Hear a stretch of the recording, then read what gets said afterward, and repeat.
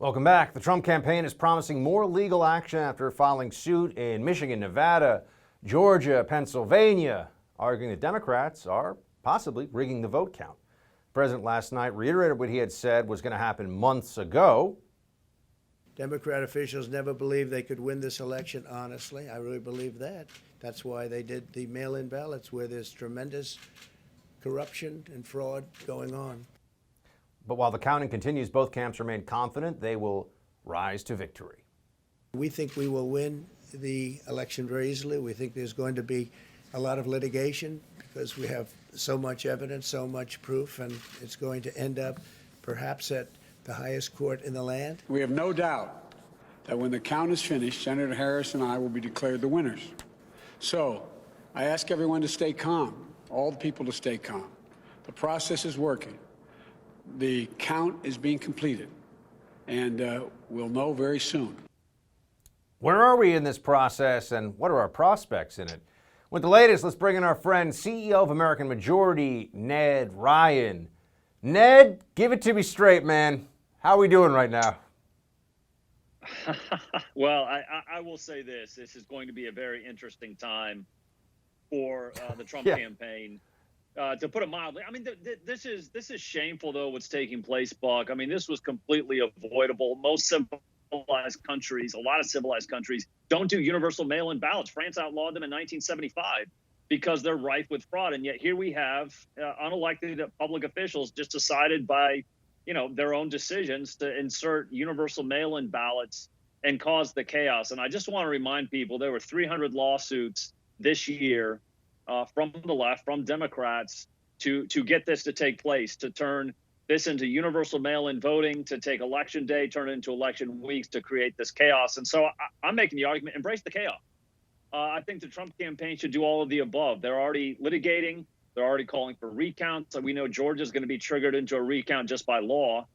They should leave nothing, no stone unturned. I will tell you this, Buck.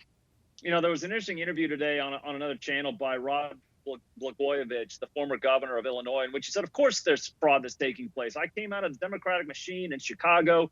It's a time-honored tradition in Democrat politics, whether it's Chicago, Detroit, Milwaukee, Philadelphia, Atlanta, for the machine to control the entire process by which votes are counted in these major urban areas. So I think it's incumbent upon the Trump campaign. And it's going to be very hard, Buck. I'm under no illusion that this is going to be easy to track, because I would remind people, as soon as ballots come in and separated from the envelope, they become anonymous. So, yeah, sure, they could prove that 30 or 40,000 dead people voted in Wisconsin or Philadelphia, but how are you going to know which votes are actually invalid or not?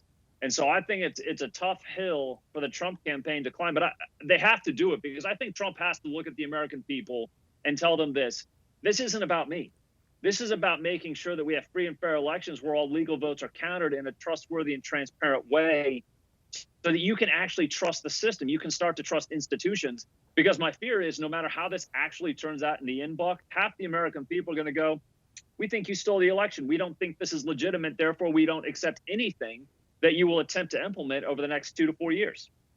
Ned, there's this narrative out there that you get from Democrats right now, although in general, they will make blanket statements, and I could cite people by name, but I don't want to waste your time, who will say there's no such thing as voter fraud. And then people like me and you will do, of course there is. We'll do a Google search and say, well, there's a guy last week who went to prison for it in the district we're talking about, or there's a guy, a month ago. If it happens with some frequency, and that's just what's caught. I always like to tell people it's a little bit like tax fraud.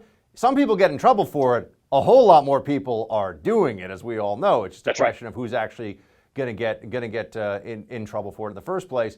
But we had a guy in Philadelphia. There's a federal indictment where somebody was and he explained, because he ended up taking a guilty plea because they had him nailed. It was in Philadelphia. He was working for political consultants, and he just and had people that he was working with at the polling places who, the moment they thought the coast was clear, they looked at the list of people registered and started filling out ballots on their behalf and just running up the scoreboard as fast as possible.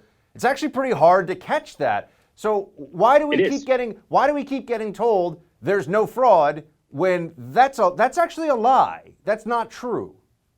It is a lie. And I think the thing, though, that's going to be hard, as we know, is for the Trump campaign to actually prove enough on a scale that's big enough to say, actually, the vote fraud that took place might have been 30, 40, 50,000 votes that exceeds the margin of victory in this state. Therefore, we actually are going to litigate this, and the courts have to look at it at that point. That's the burden of proof, and it's a shame because I really do feel like it's completely flipped the burden of proof onto the Trump campaign and saying, well, you actually have to prove it, and if you can't prove it, well, then it doesn't exist. We know it exists. I mean, there are a lot of anomalies that took place on election night where it just doesn't pass the smell test. I mean, how does Joe Biden, who hung out in his basement half the time, exceed Obama's high mark in votes by over 4 million votes? How does a supposed blue wave turn into something where Republicans are probably going to pick up 10 to 15 seats in the House? Hopefully, and I have to tell people, we got to be careful we keep the Senate because these two elections, Senate elections in Georgia, are causing me some real angst because of what's taking place in Fulton County. So don't sleep on it and say that we somehow kept the majority in the Senate, because if we don't, it's game on for whatever they can pull off if Joe Biden eventually wins it. Tell folks listening right now, Ned, this is really important because one thing that made me feel like, look, I want Trump to fight for every inch and whatever I can do to help the campaign get the word out about the need to see this process through and bring the legal challenges. I'm all on board for that, right? I'm saying hop into the trench and let's see how we do. Just because you hop in the trench doesn't mean you win, as history shows us. But That's right. When you look at the Senate, that was a little bit of a, keeping people calm in the background. Okay, it's not going to be that bad. What do you mean we're not necessarily going to keep the Senate? I know about these Georgia races, but I want you to tell people about the runoffs, what's happening. Yeah, no, I mean, again, with Purdue not making the 50.0 mark in Georgia, it's being forced into a runoff. And obviously, Kelly Loeffler's race is now into a runoff. I think it's January 5th for both of them.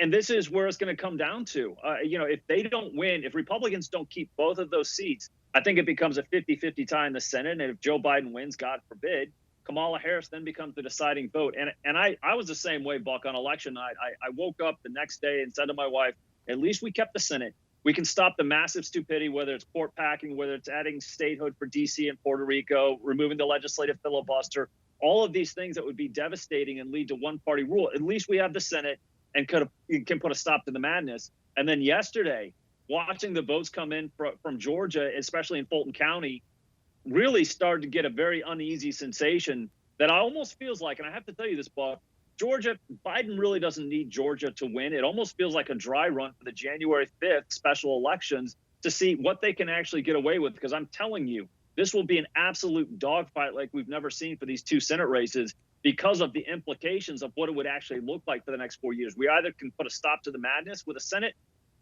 or they're going to get everything they want. What all are the some crazy far left ideas? Without any check on a Biden administration and Democrat majority, then I actually turn into one of these people who is straight up worried about the future of the country, right? With the Senate in Republican hands, I tell everybody, get ready for the fight ahead. We're going to be all right. We're still going to fight, but we're taking heavy incoming if they have the House and the Senate and the presidency, which I can't believe we're even at that point. We have to talk about it, but we do.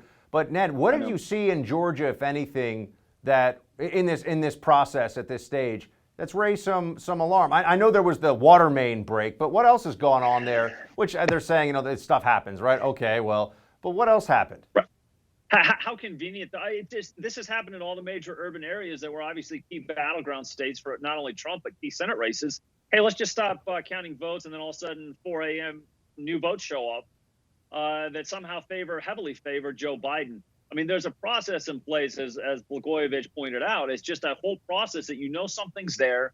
This process is in place, and it's really suspicious when, coming out of Philadelphia, just talk about Philadelphia, when you have, 23,277 votes that all went for the last vote to Joe Biden.